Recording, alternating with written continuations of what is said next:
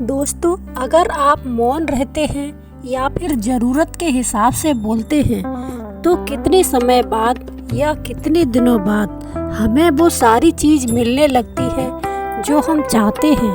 और हम कम बोलें या मौन रहें तो क्या फ़ायदा हो सकता है। आज की वीडियो इसी पर है। दोस्तों, हमारी बोली ही हमारे व्यक्तित्व का आईना होती है। यह तो हम सब जानते ही हैं कि आईना कभी नहीं बोलता है, यानी सही मायने में हमारी बोली और हमारी भाषा ही दूसरे लोगों के सामने हमारे व्यक्तित्व को पेश करती है। आप किसी भी फील्ड से हो या कितने भी बड़े पोस्ट पर क्यों ना हो, अगर आपकी बोलचाल में नम्रता नहीं होगी तो लोग आपसे दूरी बनाकर रखेंगे। यदि आपकी भाषा में मधुरता होगी तो लोग आपको सालों तक याद रखेंगे और आपसे मिलने की भी इच्छा रखेंगे। काफ़ी हद तक हमारी कामयाबी हमारे बोलने की कला पर ही निर्भर करती है। सिर्फ वही नहीं, अगर आपके बोल अच्छे और सहज होंगे तो आपकी कामयाबी भी लंबे वक्त तक दिखेगी। जब गौतम बुद्ध अपने शिष्यों को उपदेश देते थे तो वह एक ही बात करते थे कि दुनिया की सबसे तेज छुरी हमारी जुबान है और दुनिया का सबसे खतरनाक हथियार हमारे शब्द हैं, जो बिना किसी खून खराबे के लोगों को अंदर ही अंदर मार सकते हैं। हमारे शब्द ही हमारी ताकत है। अगर आप अच्छा और मधुर बोलते हैं तो लोगों को आपकी बातें अच्छी लगती हैं। लोग आपकी बातों को सुनना चाहते हैं, लेकिन वहीं पर अगर आप गुस्से में और तीखा बोलते हैं, वो लोग आपकी बातों को सुनना नहीं चाहते हैं। लेकिन यह हमारी सबसे बड़ी कमजोरी भी हो सकती है। अगर हमें नहीं पता कि कब, कहाँ, क्या और कितना बोलना है, यदि हम सही समय पर सही इरादे के साथ सही शब्दों का प्रयोग करते हैं तो यह हमें एक सफल व्यक्ति बनाता है। लेकिन अगर हम सही समय पर सही इरादे से सही शब्दों का इस्तेमाल नहीं करते हैं तो यह हमारे जीवन को नरक से भी बदतर बना सकता है। तो आज मैं आपको मौन के ऊपर एक कहानी सुनाऊंगी और ये कहानी आपके जीवन को बदलने वाली है और मौन रहने की शक्ति का एहसास कराने वाली है। दोस्तों, यह सच्ची कहानी है। जापान में एक बहुत ही प्रसिद्ध बौद्ध भिक्षु हुए। उनका नाम रिझाई था। रिझाई जंगल में अकेले रहते थे। दुनिया के शोर शराबों से दूर रिझाई जंगल में एकांत में रहना पसंद करते थे। रिझाई एक बहुत ही बड़े ध्यानी और प्रबुद्ध व्यक्ति थे और इसलिए वह पूरे जापान में बहुत ही प्रसिद्ध थे। एक दिन एक राजकुमार रिझाई के पास आया और बोला, प्रिय भिक्षु, मैं हमेशा थका हुआ, निराश और परेशान महसूस करता हूँ। मेरा मन बहुत ही अशांत रहता है। हालांकि मेरे पास सब कुछ है, दौलत, शोहरत, सुख, सुविधा जो हर व्यक्ति चाहता है या पाने की इच्छा करता है, वह सभी मेरे पास है। लेकिन फिर भी मेरे अंदर इतनी अशांति और चिंता क्यों है? इस पर रिझाई ने कहा, इस प्रश्न का उत्तर तुम जानते हो और तुमने कभी इसकी तलाश नहीं की। रिझाई आगे कहते हैं कि मैं एक प्रयोग करना चाहता हूँ, क्या तुम करना चाहोगे? इस प्रयोग के बाद तुम्हारे जीवन में किसी भी तरह की अशांति और चिंता नहीं रहेगी। यह सब सुनकर राजकुमार बहुत हैरान हुआ। उसने रिझाई से कहा, बताइए मुझे क्या करना है? अपने मन की शांति के लिए मैं कुछ भी करने को तैयार हूँ। भिक्षु रिझाई ने एकदम शांत स्वर में कहा, अगले 10 दिनों तक तुम मेरे आश्रम में रहोगे और एक सामान्य व्यक्ति की तरह अपना जीवन व्यतीत करोगे और इन 10 दिनों तक तुम एकांत में रहोगे, अकेले मौन में बैठोगे। राजकुमार भिक्षु की बात से सहमत हो गया। पहले दिन राजकुमार को लगा कि उसका मन सामान्य से अधिक अशांत और विचलित है। उसके मन में तरह तरह के प्रश्न उठ रहे थे और वो आम लोगों की तरह जीवन जीने में असहाय महसूस कर रहा था। उसके अंदर से बोलने की प्रबल इच्छा हो रही थी, लेकिन वह मौन रहा। उसके मुख से कुछ नहीं निकला, एक शब्द भी नहीं। बस वह चुपचाप बैठा रहा।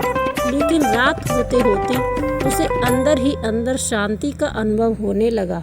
उसके लिए ये अनुभव बड़ा ही अजीब था। वह खुद से पूछ रहा था कि वह अंदर ही अंदर खुशी महसूस कर रहा है और उसकी आंतरिक बेचैनी और चिंता कम सी होने लगी थी। अगले दिन राजकुमार एकांत में चुपचाप बैठा प्रकृति को निहार रहा था। पौधों को, फूलों को, आकाश में उड़ रहे पक्षियों को वह अपने जीवन में पहली बार महसूस कर रहा था कि उसके आसपास की प्रकृति कितनी सुंदर और अद्भुत है। वह दिन भर प्रकृति की सुंदरता को देखता रहता और उसकी शांति को महसूस करता रहता। इस तरह से एक हफ्ता बीत गया। अब तक उसके मन की सारी बेचैनियाँ, सारी हलचल, सारी उथल पुथल और सारा तनाव एकदम से गायब हो गया था। 8वें दिन की सुबह राजकुमार फिर से एकांत में बैठ गया और कुछ ही मिनटों में उसकी आंखें अपने आप बंद हो गईं और वह गहरे ध्यान में चला गया। वह पूरे दिन वही आंखें बंद किए बैठा रहा और गहरे ध्यान में डूबता चला गया। ना कोई शब्द, ना कोई चिंता। राजकुमार भीतर से असीम शांति और आनंद से भर गया था। राजकुमार अपने बाकी के 2 दिन इसी तरह गहरे ध्यान में व्यतीत करने के बाद अगले दिन भिक्षु के सामने प्रस्तुत हुआ और रिझाई को प्रणाम करके बोला, हे परम आदरणीय भिक्षु, मेरे सारे सवालों का उत्तर मिल गया।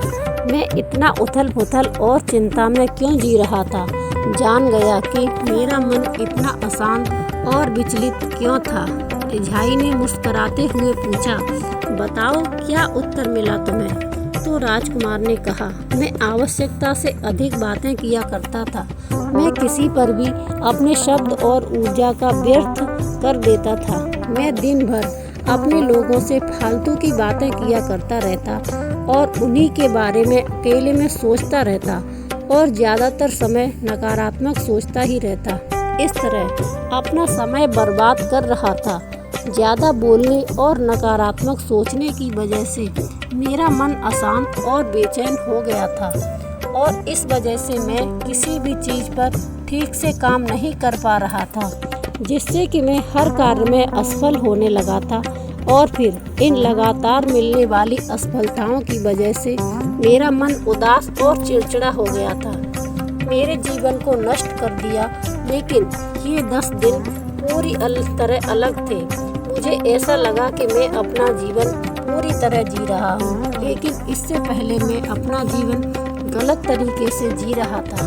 और मैंने यह भी सीखा कि हमें सिर्फ ध्यान करने की ज़रूरत नहीं है, ध्यान अपने आप हो जाता है जब हम स्थिर, शांत और मौन में होते हैं। ध्यान के पिछले कुछ दिनों के दौरान मैंने जो पहली चीज़ सीखी है वह यह है कि मनुष्य के जीवन की सबसे महत्वपूर्ण घटना स्वयं को जानना है। ये सुनकर रिझाई ने कहा, सिर्फ तुम ही नहीं, दुनिया में ज़्यादातर लोग ज़रूरत से ज़्यादा बोलते हैं। आज भी लोग ज़्यादातर समय केवल एक दूसरे को नीचा दिखाने के लिए ही बोलते हैं। कुछ लोग ना चाहते हुए भी बातें करते हैं और अपना जीवन बर्बाद कर लेते हैं। कहानी पर वापस लौटते हैं। रिझाई ने राजकुमार को मौन का महत्व समझाते हुए कहा, एक बार गौतम बुद्ध से उनके शिष्यों ने पूछा, हे बुद्ध, आप ज़्यादातर समय चुप क्यों रहते हैं? बुद्ध ने कहा कि मैं मौन में मैं अपने भीतर अनंत शांति की गहराइयों में होता हूँ। मौन अपने भीतर उतरने की पहली सीढ़ी है। मौन के बिना खुद को जानना असंभव है। स्वयं को जानने और समझने का पहला नियम है, मौन हो जाओ। उतना ही बोलो जितना अत्यंत आवश्यक हो। जिसके बिना चल जाता हो उसे छोड़ दो, उसे मत बोलो। तुम अचानक पाओगे कि तुम जो भी बोलते हो वे सब काफ़ी फालतू के शब्द बोलते थे। उनके बिना भी आपका काम चल सकता था। दुनिया के सबसे ज़्यादा झगड़े ज़्यादा बोलने की वजह से ही पैदा होते हैं। संत कबीर का एक दोहा है, ऐसी वाणी बोलिए मन का आपा खोए, औरन को शीतल करे आपहु शीतल होए। मतलब हर इंसान को ऐसी भाषा बोलनी चाहिए जो न सिर्फ सुनने वालों को आनंदित करे बल्कि उससे खुद के मन को भी खुशी का अनुभव हो। मीठा बोलने से ही व्यक्ति एक दूसरे के प्रति आदर का भाव रखता है। कम बात करना और अधिक सुनना दूसरों के विचारों से सहमत होने जितना मुश्किल होता है। हो सकता है कि आपको किसी के विचार या बातें सही ना लगे, लेकिन सुनते वक्त आपको अपने विचारों को किनारे रखकर उसकी बातों को ध्यान से सुनना चाहिए। जब आप इस प्रकार से किसी की बात को सुनते हैं तो आप बातों को दूसरे पहलुओं को देख पाते हैं, जिससे आप दूसरों की भावनाओं को आसानी से समझ सकते हैं। यदि आप इस आदत को अपनाना चाहते हैं तो पहले आपको कम बोलना सीखना होगा। कम बोलने से ज्ञान बढ़ता है। जो ज़्यादा बात करते रहते हैं वे अपनी जानकारी से अधिक कह जाते हैं और बातें आधी झूठ होती हैं, जबकि जो लोग सुनने में दिलचस्पी लेते हैं वे सभी की बातों को बड़े ही ध्यान से सुनते हैं। इस कारण उन्हें सभी से कुछ न कुछ सीखने का मौका मिलता है। सुनने वालों को यहाँ दो बातों का फ़ायदा होता है। पहला, उसे नई जानकारी मिलती है और दूसरा, वह मिली जानकारी का वह अच्छी तरह से उपयोग कर सकता है। मौन होने के बाद आपको जो कुछ भी मिलेगा उसे जानकर आप हैरान रह जाएंगे। मौन होने अर्थात कम बोलने से पछतावा नहीं होता है। जो लोग ज़्यादा बात करते हैं उन्हें पता ही नहीं रहता कि वे क्या कहने जा रहे हैं और अक्सर बातों ही बातों में वो अपनी निजी ज़िंदगी के बारे में कह जाते हैं। इसलिए कहा जाता है कि कम बोलें लेकिन सोच विचार कर बोलें। हर एक शब्द को गंभीरता से लें। अधिकतर चुप रहने की वजह से यह होता है कि लोग आपको घमंडी समझें और जो आपके करीबी होंगे या वे लोग जो आपको जान लेंगे तो उनकी ये गलतफहमी जल्दी ही दूर हो जाएगी। इसके साथ ही जो लोग ज़रूरत के समय पर ही बोलते हैं वे हर बात को गंभीरता से समझते हैं। हमें तभी बोलना चाहिए जब हमें किसी चीज़ की ठोस जानकारी हो। कम बोलने से आपकी बात में गंभीरता होती है, जिससे कि सभी लोग आपकी बातों को सुनने में दिलचस्पी लेते हैं। कम बोलने से रिश्ते मजबूत होते हैं। जब आप किसी को ध्यान से सुनते हैं तो बात करने वाले व्यक्ति को अच्छा महसूस होता है।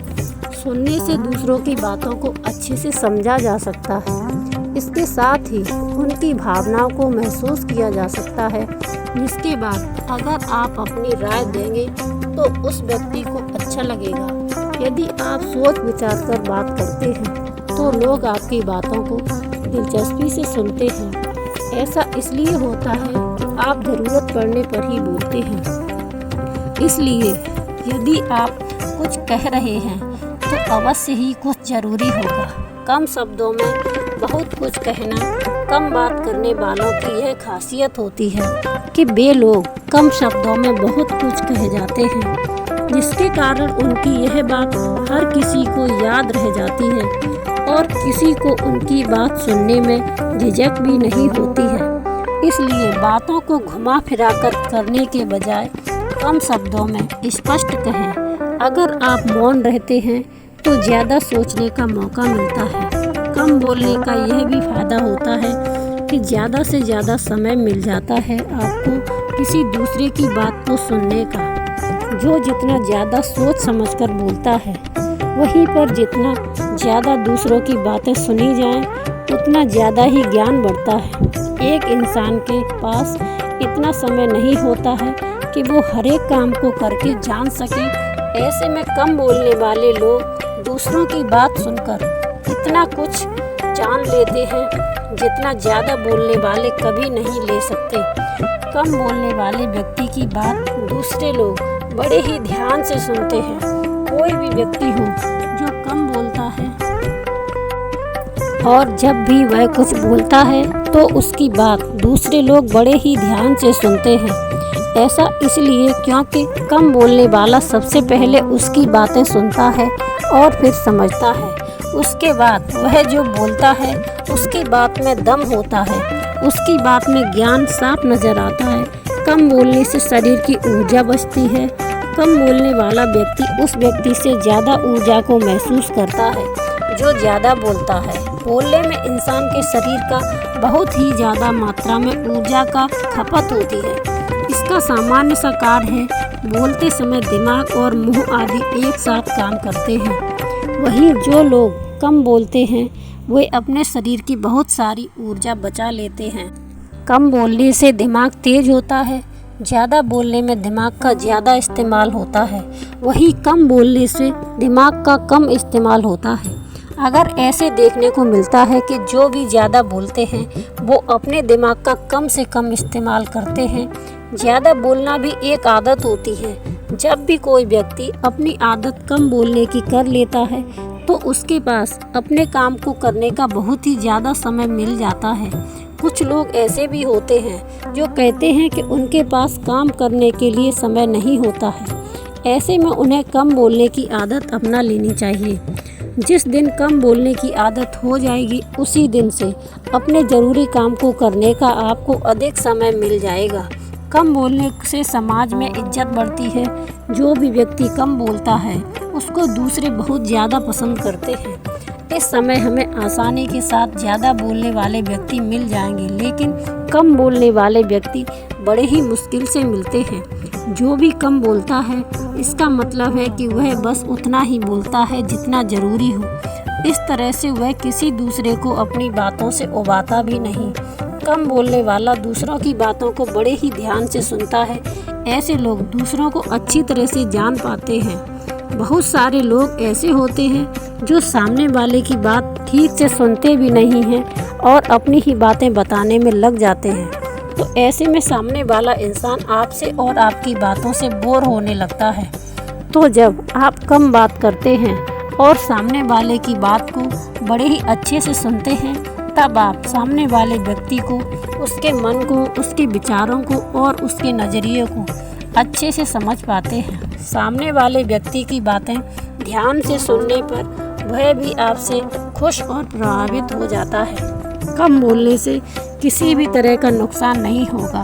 ज़्यादातर बातें करने वाले लोग बातों बातों में ही वह बातें बोल जाते हैं जो उन्हें नहीं बोलना चाहिए था और ऐसा करके खुद को बाद में नुकसान कर देते हैं।